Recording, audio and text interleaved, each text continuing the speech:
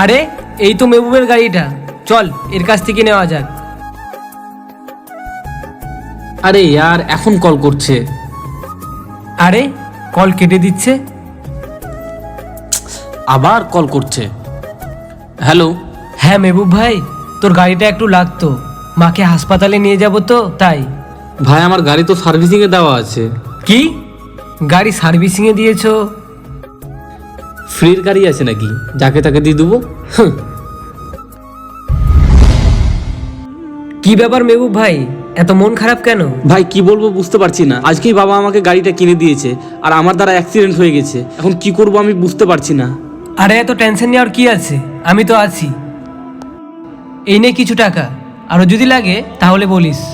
ভাই তুই যেটা হেল্প আমার করলি আমি এটা কোনোদিনও ভুলতে পারবো না। Thank you.